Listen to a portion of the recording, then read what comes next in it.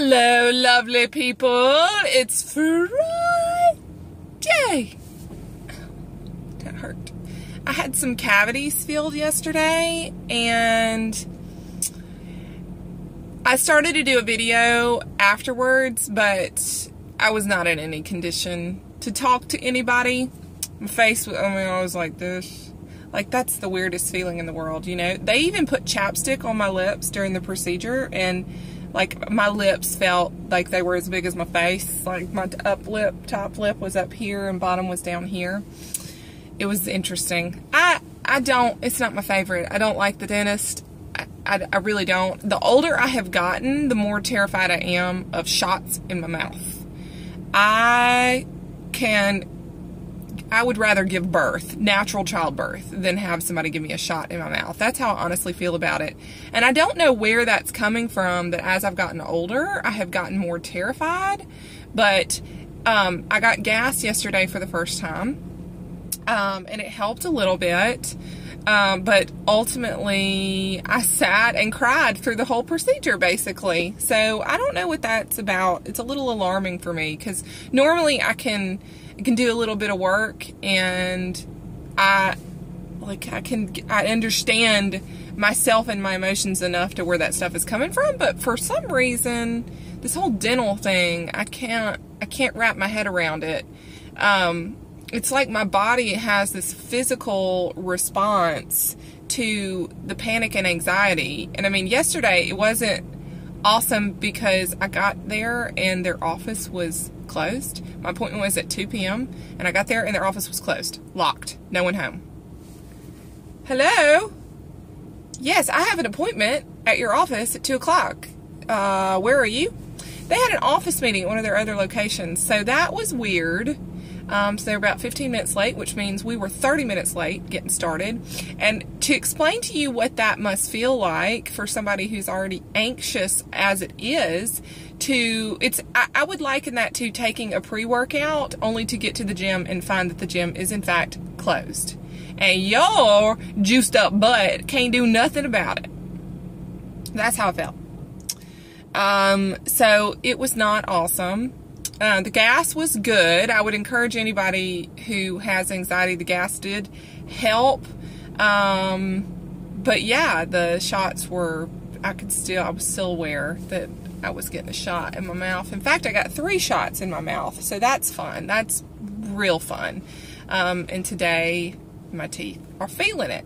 But this is my little PSA on eating disorders today, because as I have expressed in the past, I was bulimic for about a decade, and I use this platform to kind of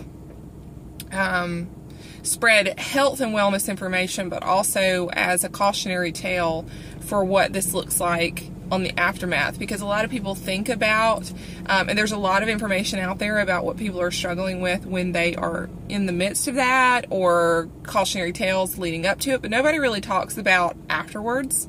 I am living with bulimia to this day.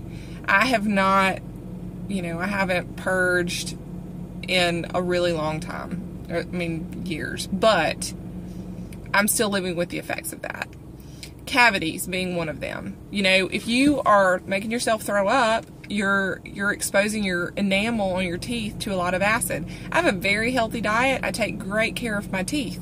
But what you see with your teeth is what has been explained to me by a hygienist, is there's about a 10 to 15 year delay on that, and that is what I'm seeing. So it's really frustrating to me that I do everything that I can for my dental health and for hygiene in general, and I'm dealing with this. So heads up, if you're in the midst of that, you can take exceptional care of your teeth, and you're still basically destroying your mouth along with your body. So that's not cool. That's not fun, and yeah, that is what we're dealing with. So I don't know.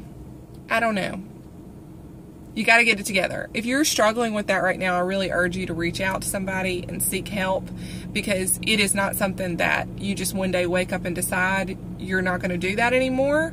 I mean, you do kind of, but you will struggle with the after effects of that for a long, long time. I mean, I'm still dealing with it on a very physical level with my mouth. And I mean, this is, you know, yeah. I'm still dealing with it. And those demons still haunt me to this day about, you know, whenever because a lot of people will ask me. So there was a gentleman in my office that asked me the other day because somebody had brought donuts into the office. Donuts! I know people like donuts. I get it. But, you know, I try really, really hard not to go into that because I know myself well enough to know that when I eat that kind of stuff, oftentimes, not all the time, I'm going to have a really hard time dealing with the thoughts in my head in the aftermath of that. Like, I'm going to beat myself up, call myself names, and I still struggle with that. I know the rational side, the rational side of my brain, the logical side of my brain is going, live a little. This is not the worst thing in the world.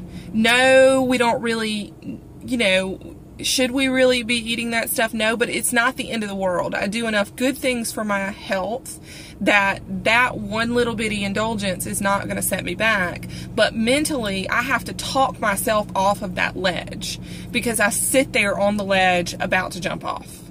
You know, not for real. I'm not about to jump off of a ledge, y'all. Don't worry. I'm not suicidal. But, you know, that's where I'm at in my brain. And so this is what I want people to understand, because there are a lot more people out there that are like me than they're not like me. There are people who struggle every day, and it is easier for them to stay on task and to stay on their diet and keep their nutrition on point and to make their gym sessions than it is for them to deal with the fallout that's going to happen after the fact. So if right now you know somebody who you're just like, I don't understand why they're so obsessed, you need to cut them some slack and understand that the war going on in their head, you will never understand that. Because if you can't, so you need to support them and encourage them. And again, that goes back to some topics we talked about a long time ago. Well, not a long time ago, like a couple weeks back. Support people. And if they are trying to do good things for their health, support them. But if you notice that we have gone into, you crossed over, kindly try to remind them that they're a beautiful person, that, you know, missing one gym session, eating one meal off of their plan, that it's okay, life was meant to be lived, and that they can get back to it at the next meal. You know, you want to encourage them, but it's serious. I mean, like, it's a mental illness is what it is. I know, and I live with it every day. So anyway, that's my PSA today. Anyway, I hope you guys are doing great. Friday, yes. Weekend, time to mark off some stuff off the to-do list, because every adult up in here is like, Friday's awesome, but we really know what happens on the weekends. It's catch up for the week. Anyway, so I hope y'all have a great day and do something great and have a good one. That's it. All right. Peace out.